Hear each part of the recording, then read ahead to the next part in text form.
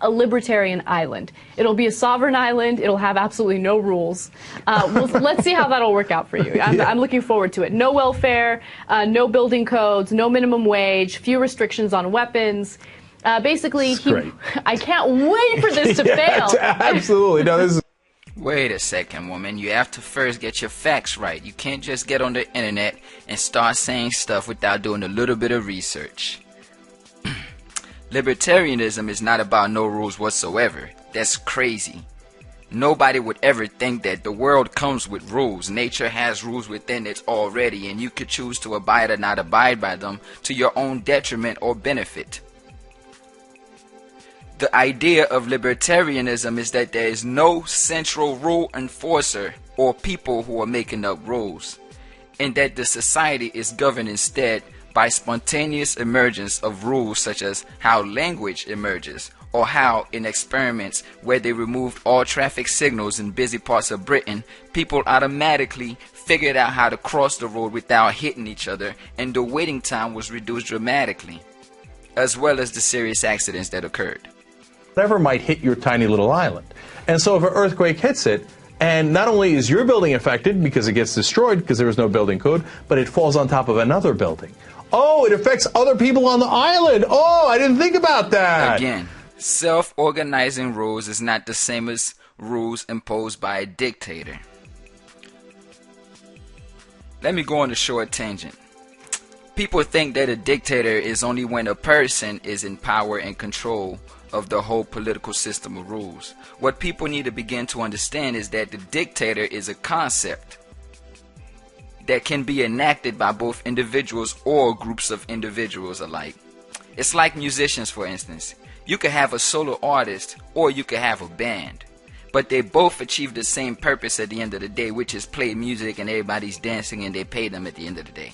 You're an entertainer, no matter how you do it, whether it's one person or 5 or 7 or 300. That's what your group is about. The dictator as a concept is a role that can be played out by a single person or by a small handful of people, such as Congress, the Senate, and the entire makeup of the U.S. or any other government. The greatest trick that the bankers pulled over the public's eyes was to make them believe that dictators only come in the form of one oppressive person, and that if you break it up into a small group or small groups, the role is suddenly changed and it doesn't exist anymore. It's no longer a dictatorship because it's 100 people as opposed to one. The problem is that dictatorships and governments in essence work the same way, and this is at the root of what libertarians are saying. The government is funded by taxes, which is a threat of coercion enforced by one small group of individuals who claim a monopoly to do so. Same thing with any other dictatorship that you look at. Now, you may see different expressions of this dictatorship because people are different, but the system is still the same. So if you pay attention, different countries are going to have different ways of acting out. But the thing is, they're all fundamentally the same thing at the root, which is the only way they get their money and their support is by forcing people to pay them. The libertarian is only saying that people should be able to choose where the products of their labors are spent and how that money is spent. Here's a simple logical exercise to help you think about this. If the majority of people are evil and want to do nothing but harm each other or don't even care about the other people's welfare, then it wouldn't make sense to have a government, because a government will simply have nothing but mostly evil people in it, because the majority of society is evil. It also wouldn't make sense to have a democracy if the majority of people are evil and want to do no good and harm each other, or if the majority of people are not politically aware. Because if you are saying that, then how can you have a democracy? If you acknowledge the majority of the people are wrong and don't know what they're doing, then why would you have a political system ran by the majority of the people? If, on the other hand, just like today, you have a democracy which says the majority of the people are good, which is what everybody supports, then the government wouldn't really make sense either, because it's not necessary. If the majority of people are good, then they're going to go out and find ways to do good. They're going to feed the hungry. They're going to shelter the homeless. Whether there's a government making them do it or not, because we already agreed the majority of people are good and want to do this. So either way, if the majority of people are good, then it's a contradiction to have a government because it's not needed. If the majority of people are evil, which is the claim that the government makes, then it wouldn't make sense to have a democracy which is ran by the majority of the people. I hope you're following. Now, the hypocrisy in our political landscape today is that people will say we need a government because most people are not concerned about the basic services that keep society running, and yet they all support and root for a political system called democracy, which is supposedly based on the will of guess who? The majority of the population.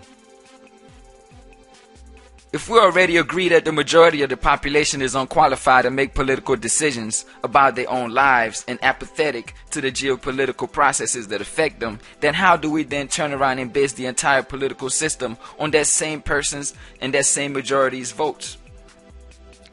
The libertarian is not saying to take away rules, or to take the cops away, or to take the hospitals or the local municipal services away. What they are saying is to make all funding of such services voluntary. If people don't support the actions of the government or their local municipal service or the cops, whoever it is, they should have the ability not to send their money in to support that system that they don't support in themselves. They should be able to choose how their own money is spent and where it goes to affect change. So remember, we live in a democracy. See, and the democracy already agreed that most people are good. Most people would do stuff that takes care of society anyways. That's why we run our society based on their votes. So how can we then turn around and say that it's something different when it comes to justifying a libertarian perspective? See, the majority of people already spend the majority of their income on charity. What do I mean? Well, most of us give money away to our kids, to our spouses with no second thought. We get bigger houses because of family members and because of the people that live with us and everything else. We pay more bills, more in lights and everything else. So the majority of our income is spent towards charity for other people. We even give money to strangers. We give people rides. And the overwhelming majority of people around here, they tip even when they don't have to. You already paid for your service at a restaurant, but most of us will give extra money just because we want to be nice. If I hire a representative to do my bidding and I find out later that he lied or does other than what he promised, in the real world, you get fired and I get a new rep immediately. But not in the crazy world of politics, where our representatives in the most important and sensitive matters in society are systematically allowed to lie to the general public and get away with it for 4 years without a single repercussion. Can you name one politician who did not lie on his campaigns to his representatives? I mean to the people, his constituents, the people he's supposed to represent. And for each one that you can name that's actually honest, I bet you there'll be 100 more who did lie and who are probably lying to this day, because truth tellers in politics are a rare and endangered species. Isn't it odd that the majority in society are honest people who try their best for a positive and happy life, while the people who actually run society are publicly acknowledged to be lying lowlifes who cheat to get ahead? This entire charade is allowed to continue because it's all paid for through violence and coercion, which is the only argument that a libertarian society or a libertarian island will make, is that whatever services are provided in this geographical area, they should be voluntary. People should want those services. You shouldn't be able to force your services on anyone. That creates problems. How can you miss this? This is common sense. What are you going to do then, Peter Thiel? Sorry. Okay, what happens when Kim Jong-il comes and says, I'm going to attack it? A lot of people misrepresent the libertarian ideas by claiming that we are against any type of force or violence. Not entirely. We are against the initiation of the use of force and violence. We don't want anybody to start nothing. But once you start something, though, we also believe in self-defense. And we'll do whatever is needed to get you off our backs or to get you away from us. Whatever is needed. And if we got to put you down to do it, then that's just what it's going to be. So don't get it twisted that just because I'm a libertarian, I'm also some dude that's just gonna sit there and do what Jesus said, which is turn the other cheek.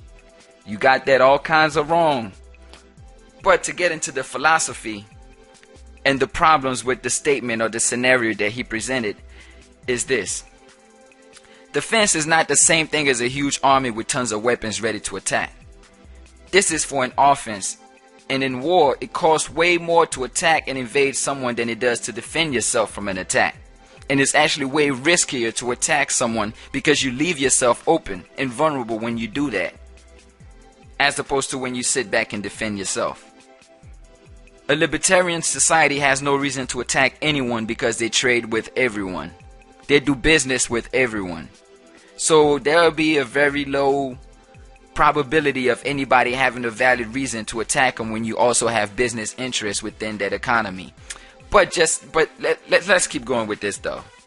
The first response to his argument is that it doesn't make sense to invade a country that has no center of power. The greatest defense is to not have something worth stealing.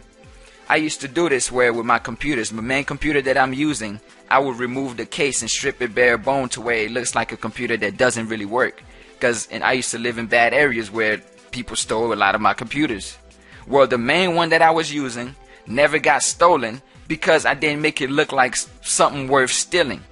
It had hard drives hanging off of it. I had it all open. Looked like it wouldn't even work. You can't even really carry it out because it's so messy. You got wires hanging everywhere. You probably break it in the process of trying to take it. But I didn't mind because I could fix computers. I built computers, so it's nothing for me. The greatest defense is to not have something worth stealing. No one wants to steal a jungle. Nobody goes around stealing jungles. People steal farms. And the average government is a people farm, which is to say, that's the reason why it's worth taking over, because they already have all the people in line for whoever comes and takes over. A stateless or spontaneously organized society is an entirely different beast, and most importantly is more like a jungle compared to a farm. When you take over a farm type of society, the people are already accustomed to following laws and rules by threat of force. So for them to accept a new leader is never a big issue, and in most cases, as is apparent throughout history where governments get taken over in coup d'etats and stuff, that's what happens. The people just roll over for the new leader. In a decentralized society where it's not just one government in charge of making all the rules and getting all the tax money by force, arbitration and security companies will simply have to compete to provide the most valuable and sought after service. There are many ways that rules and laws can spontaneously organize in society without force or coercion. Every corporation that provides a major service was formed together by a group of people with similar concerns and interests who just got together spontaneously. This is not a new idea that major services provided for society can be done through people just being concerned about it. You need the government to tell you you need a road? You need the government to tell you you need a hospital? You need the government to tell you that you need a school? That's pathetic. The perfect example of the spontaneous organization of a rule and law system is language, as mentioned earlier. Languages are constantly created and evolving over time, depending on the geographical area. There is no one going around voting on which word or passing laws and taxing everyone to participate in language.